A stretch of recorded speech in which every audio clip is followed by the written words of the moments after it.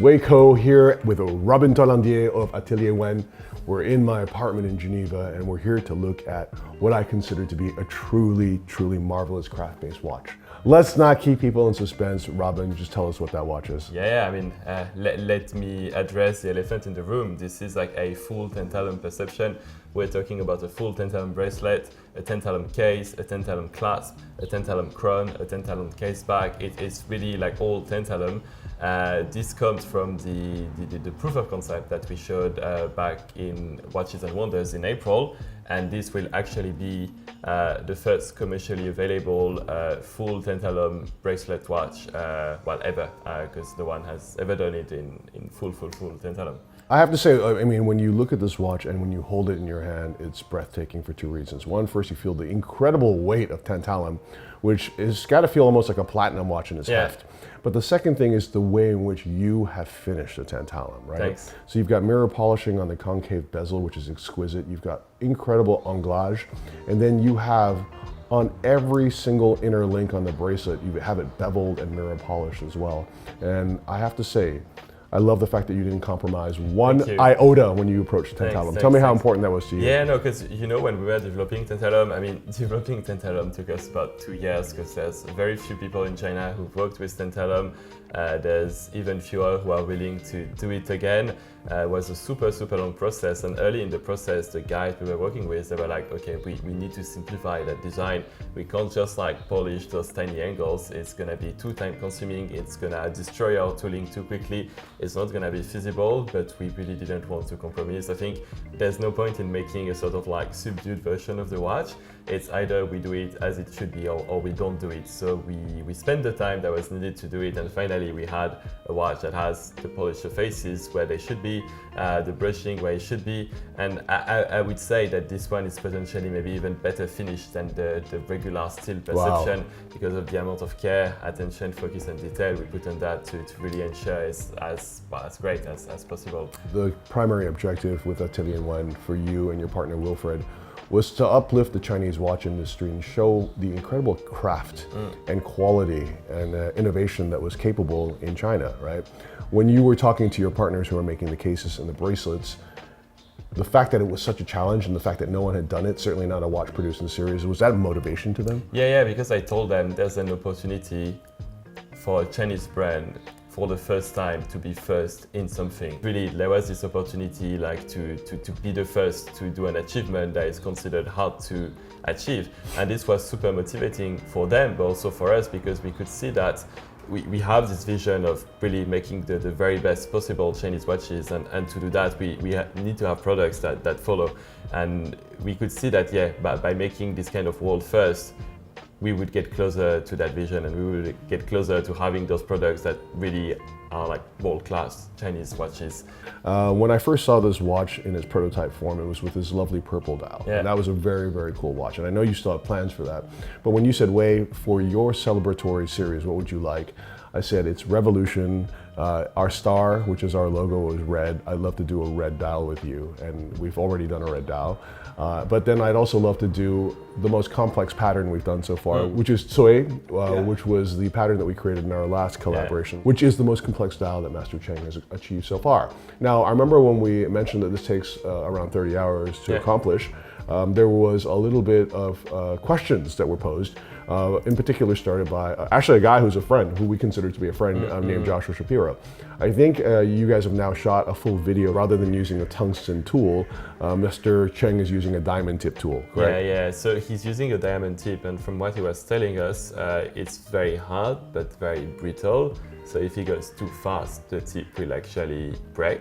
And the second reason why it's actually taking so much more time is because, I mean, a lot of people just counted the number of lines and they did the math and they were like, oh, it's not possible, you know, you have X lines, it takes X per line. But what they didn't see was like, yeah, first of all, each line takes actually super long, but B, he goes multiple times into each line to really make sure he has a strong depth. I think maybe some people have noticed, but guilloche dials have like a very strong depth. Yes. They are super carved, and this is like the style that Mr. Cheng really likes. He wants to do very deep things. And I think each guilloche have their style, but this is what he wants to go for. So for this one, he also wants to ensure there is enough depth, and for that he needs to go multiple times, and that does take, well, quite a lot of time. We have this tantalum case, which is a masterpiece of finishing on one of the hardest materials, if not the hardest in the watch industry to finish. What's the price? It's 10,000 US dollars, which is quite low, I think, for tantalum. I'm not even sure if there's any non-bracelet tantalum watch at this price.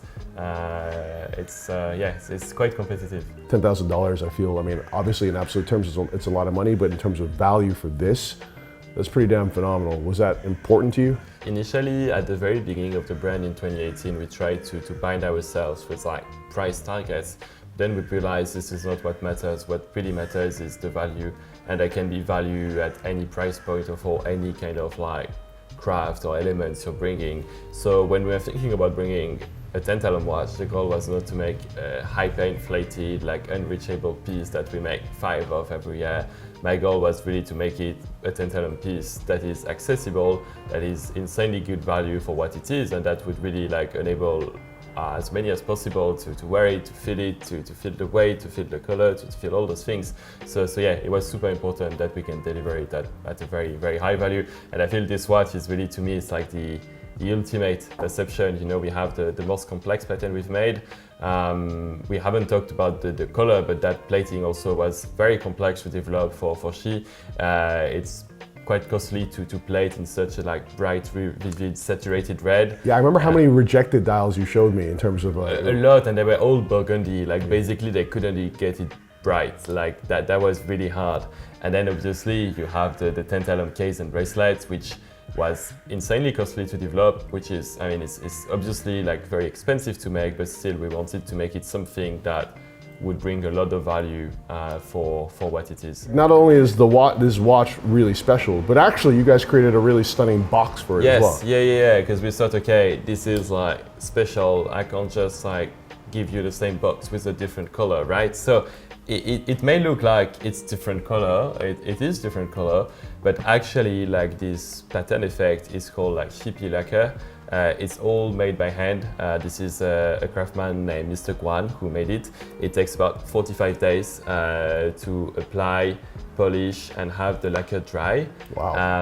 And the cool thing is that therefore each box will be unique because on each of them the lacquer is applied slightly differently. Unlike our other boxes where we print our name, we put like the plaque, the logo, this one we wanted it to be as pure as possible to really let the craft talk. So you can see even underneath, usually, you know, we put some kind of like velvet or whatnot, right. But it's just like the lacquer all around.